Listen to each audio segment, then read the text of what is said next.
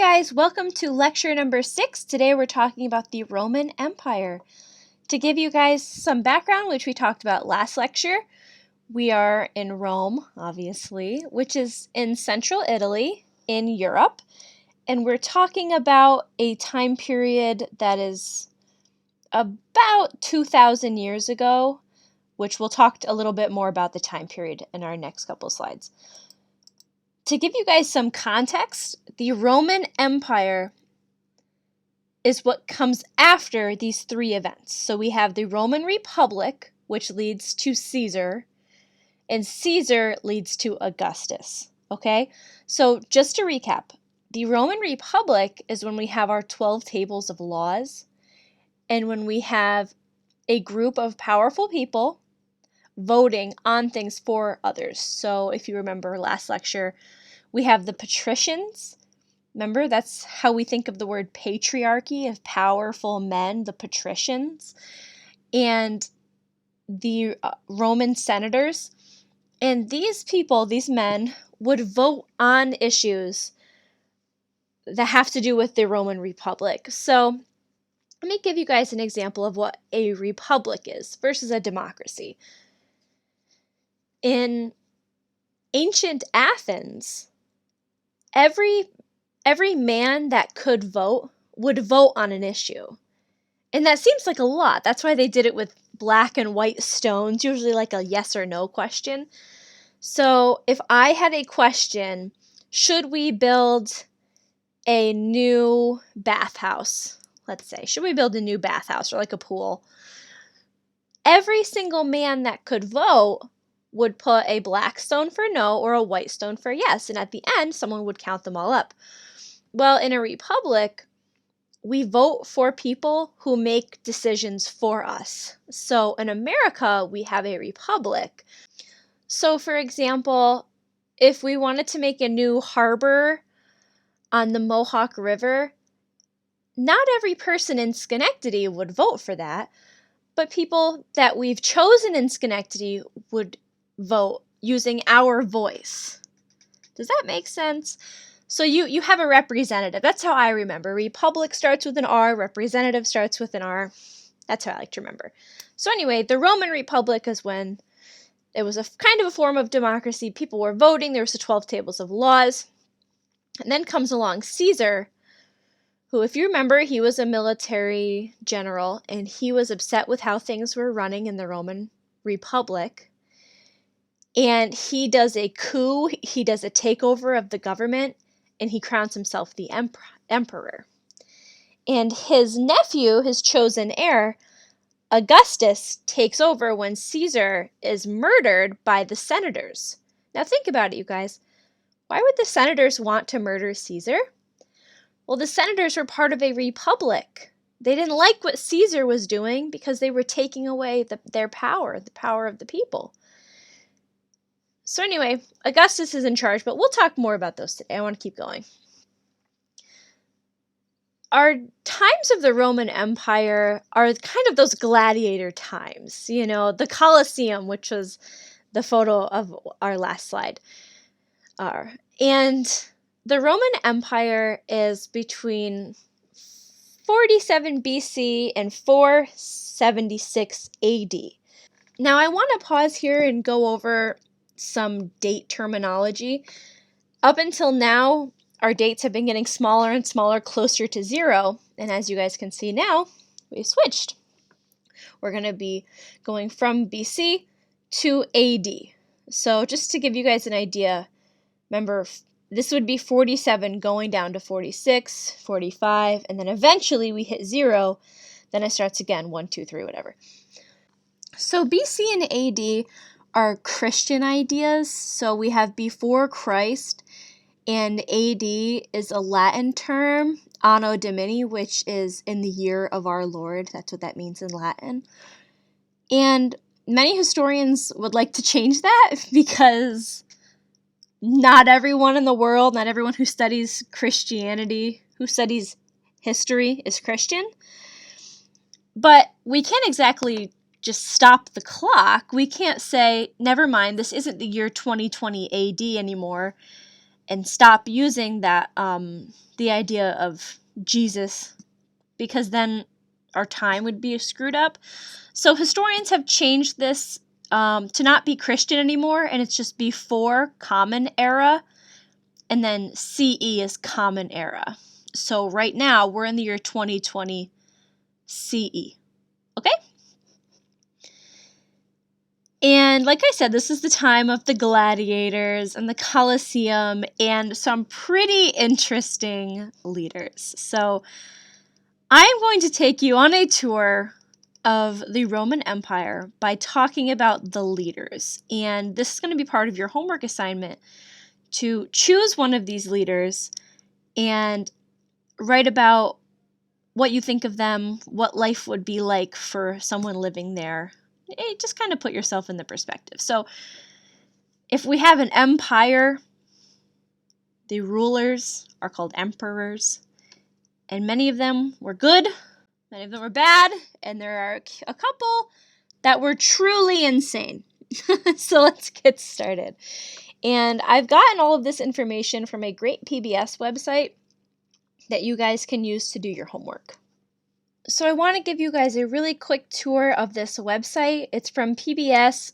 It looks kind of crappy. I feel like they haven't updated this website since a long time ago. Let's see. 2006 was the last time they updated this website, and it shows. So I think it's a really good resource, though. And on the side here, it says emperors, and then there's the subcategory of who you want to click on. So let's say after my lecture, you think that Nero is just so cool and crazy and absolutely insane. You click on him, and then there's a little reading, and this will help you guys with your homework. All right, guys, let's get started. I have taken out a couple emperors, but our main ones that we're going to cover are part of the PBS website that I showed you guys before. So we're going to get started in chronological order. Our first emperor we're going to talk about is Caesar. So Caesar, if you guys remember, was a soldier. He was a general in Gaul, and he was upset with how Rome and the Roman Republic was running. He was allies with this guy called Pompey, but really he wanted to overthrow Pompey. Pompey was the ruler at the time. And he ends up, remember, at the Rubicon River, about to cross to go kill Pompey and say, "The die have been cast," saying that what's going to happen has already been laid a plan. So the gods have already chosen what's going to happen. I'm just going to go and kill him. He becomes a leader. He is not a very good one. He's murdered by the senators. So important thing to note here is that even though there was no longer a republic because there was an emperor in charge, they still tried to have some democratic rule. So there were still senators, but ultimately the decision came down to the emperor, which, if, for example, we still had senators in America, but Donald Trump was the emperor, it wouldn't matter what the senators chose. It would be Donald Trump's decision in the end anyway. So luckily we have a republic, but at the time, Rome had shifted to an empire, even though they used the term senator still to mean the patriarchs in charge, or the rich, powerful men in charge. But I'm not going to spend too much time on Caesar since we already talked about him. He adopts Augustus, who is our next leader, but was he good, bad, or crazy? I would say that Caesar is bad. He burned down the Library of Alexandria, most likely. His supporters helped bring his enemies down. He destroyed the Republic, which was the only democratic form of government that Rome had. Next, we have Augustus. Augustus was the Caesar's nephew. He was adopted by him. He wanted to expand the empire, and if you guys remember, Augustus has his bromance with Antony, and after Rome, the Roman Empire is expanded, Augustus says, okay, I'm going to take Rome, and Antony, you can take Alexandria. But if you remember, Antony falls in love with Cleopatra, and Augustus is really threatened by this union and decides to attack, and they attack in the Mediterranean Sea, which was the body of water between Rome and Alexandria. And Antony should have won, but due to malaria, a sickness, and due to Antony's general defecting, he ends up losing, and Antony and Cleopatra end up killing themselves. Next, we have Tiberius, and Tiberius was not a very good leader. He seemed unfit to be a leader. He didn't have a lot of interest in it or charisma, meaning he wasn't charismatic. People didn't want to follow him. The Senate was really suspicious of him, especially this one incident involving his own nephew, Germanicus. So, in a part of Europe, part of Northern Europe that the Roman Empire controlled, there were 2 military troops up there. And they were getting really sick of it. They didn't like being up in the cold. They wanted to return to Rome. And so they were threatening to do a mutiny. And a mutiny is when a military, or maybe you hear of mutiny like on a pirate ship, when the crew ends up turning on the people in charge. So this military outfit was going to mutiny and turn on Rome and go attack Rome. Anyway, Tiberius did not want to deal with it. He could not be bothered. So he sent his nephew Germanicus up to try to talk to the troops and see what can be done.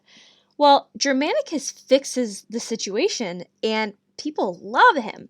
Germanicus stopped this mutiny. He may have saved Rome, and Tiberius is not happy. He is very threatened by Germanicus and ends up having him killed, his nephew, and having Germanicus' wife and kids all killed, except for one who ends up being our next ruler, Caligula.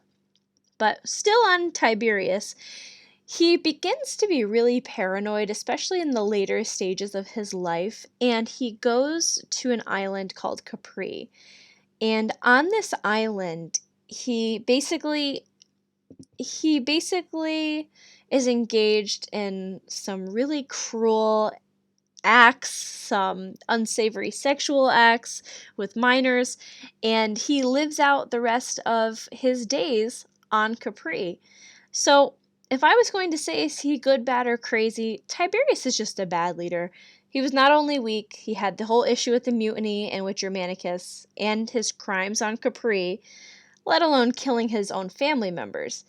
And the saddest thing is that the one remaining family member, Caligula, the youngest boy, Tiberius ends up taking him to Capri with him to kind of torture him.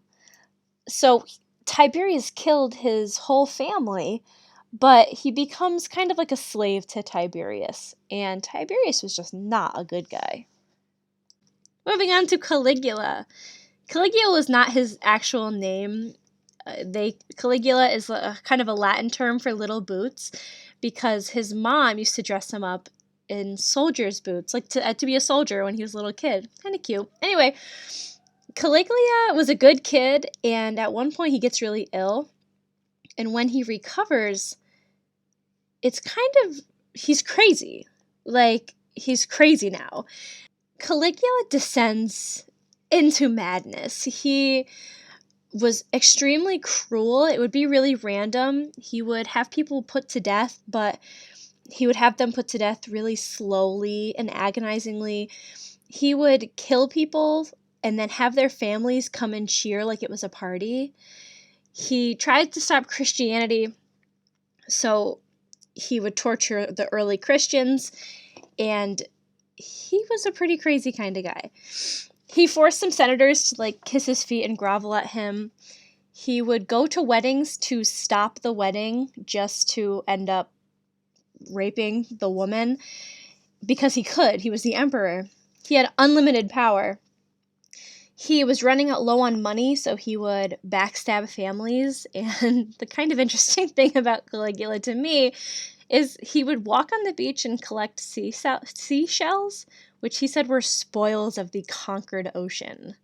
So just like how conquered places would have to give the Roman Empire money, he thought that the ocean was giving him seashells because he had won the ocean. Okay. Caligula, though, is nothing compared to Nero, who comes after Claudius. But let's get to Claudius first. Claudius was a little bit more like Tiberius. He was weak. He tried to make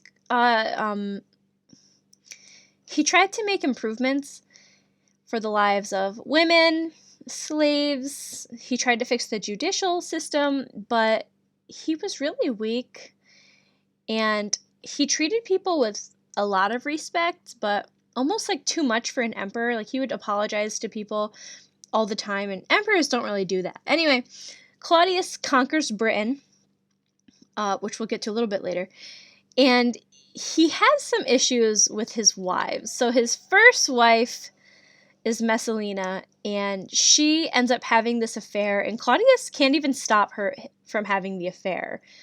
Think about another emperor. Messalina ends up running away with the guy that she's having the affair with, and they both die, and Claudius isn't really sad about it. He didn't love her very much, so he ends up taking another wife. And this wife, Agrippina, had a son. Not their son from before, so it was Claudius's stepson, and his name was Nero, which we'll get to. But anyway, the verdict on Claudius, he was good. He lacked respect as a kid, and so he worked really hard to get it back. But he was kind of weak as far as ruling the empire goes, and he couldn't even really control plots against him. But let's move on to Nero. Nero is right up there with Hitler and Stalin as far as bad people goes. He was an extremely, extremely violent emperor. His mother plotted to kill Claudius, and it worked, so that Nero would be on the throne. But Nero ends up killing the mother just out of hatred. He hated that the mother tried to control him, so he killed her. Anyway, he would murder innocent people for fun. He was very much like Little Boots, Caligula, and he would murder people but then have them like sing and dance like it was a celebration. He again was a pedophile, just like Tiberius was in Capri.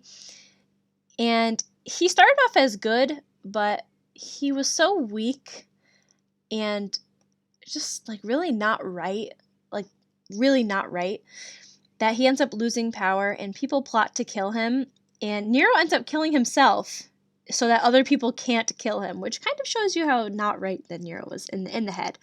Anyways, we talked a little bit about Seneca, the Stoic tutor to Nero, and he makes Seneca kill himself for fun. Nero just wanted to see it, so he makes his teacher, kill himself. Nero was crazy. He would seduce women and young boys, as well as he would castrate and marry male slaves. He also liked to wander the streets and kill innocent people. The interesting thing about Nero is he didn't personally start a fire in Rome that destroyed 70% of the city. 30% was in flames. But people think that he did that so that he could have a bigger palace based on like the ashy remains of what Rome was. So people credit him with creating the Roman fire as well in 64 AD. After Nero commits suicide, there's 4 emperors that kind of plunge Rome into just more chaos. They weren't really good. And then this guy comes along, and he was a general, so he uses his military strength to get people to like him, to get people to respect Rome again, and he's seen as kind of the savior of Rome. Vespasian starts to build the Colosseum in Rome, and that was the Colosseum. The point was to kind of think about like a movie theater or like a concert hall. Like, it was made for other people to come and enjoy. And so Vespasian really cared about that kind of stuff. He wanted to make Rome better. And some people say that he was the first stable emperor since Claudius. But Vespasian ends up dying, and he leaves Rome stronger than ever. Now, the last person that we're going to talk about, oops, I forgot. Was he good, bad, or crazy? He was good. He became a ruler through violence because he was like a general, but he ends up leaving Rome as really stable and peaceful. And our last one is my favorite, Hadrian. Hadrian is not on the list of emperors on the PBS website, so I'm going to link something else to Hadrian. The reason why I absolutely love Hadrian is I'm really passionate about LGBT history, and Hadrian was most certainly gay, and he was a really good emperor. So during his time, he kind of had this reputation of peace and exploration. So he explored Asia, North Africa, Europe, and Britain, and he built something called the Hadrian's Wall, which separates England and Scotland. Hadrian, the reason why I show this wall is Hadrian really wanted to protect his empire. He didn't use his power just to have more money and more privilege. He really valued the Roman Empire. And the interesting thing is that he traveled to all of these places with his lover, Antinous. And Antinous was a Greek. He was a commoner, but he was really smart. And he was accepted to learn at a really prestigious Roman school. And so that's how he kind of entered Hadrian's circle of friends. And the two just fell absolutely in love. And now I should make a couple notes here. First, Hadrian had a wife. As you can imagine, when you're an emperor and you need to create an heir or someone to come after you, you had to get married. So Hadrian had a wife, but they weren't really in love. It was kind of a political marriage. And the other thing I should mention is from ancient Greece to the Roman Empire, right up until Christianity, for men to be gay, it wasn't an issue. Women weren't allowed to be gay because, well, they were, but as we know about Sappho's, women were seen as the property of men. So the idea that a woman would derive pleasure from another woman without men was a little bit less accepted. Were there Roman, classical, Greek, Roman lesbians? Absolutely. Were there trans people? Absolutely. But the socially acceptable thing was for men to be gay. But the interesting thing was, in a lot of these socially acceptable gay male relationships, it would be an older man and a younger man. So the older man would, let's just say, get pleasure from the younger man, but the younger man would learn how to be a man. He would learn from this older guy. He would learn about the arts and music and fighting. So it was a relationship like a mentor and a younger person, but with sexual relations. And the interesting thing was, this relationship was not seen as fit for marriage. Marriage was supposed to be heterosexual so that you could have more children. And the power dynamic in this relationship between the older man and the younger man wasn't necessarily socially acceptable. Except for Hadrian. So Hadrian falls in love with Antinous, and they travel the world together, and Antinous ends up dying in Egypt. He drowns in the Nile River during a festival about Osiris. You guys remember Osiris in the Book of the Dead? Well, it has to do with the afterlife. So Hadrian is so upset, and the Egyptians want to honor this man who died during a time of rebirth and afterlife. So Antinous ends up being immortalized like a deity, or a deity is like a holy figure. And Hadrian's really happy about this. He says, yes, absolutely, we should honor Antinous. And he actually names a city, Antinopolis, after this lover. And we still have really well-preserved documents and statues about this man and their relationship. So in addition to being an excellent historical figure for LGBT history, Hadrian was a great emperor.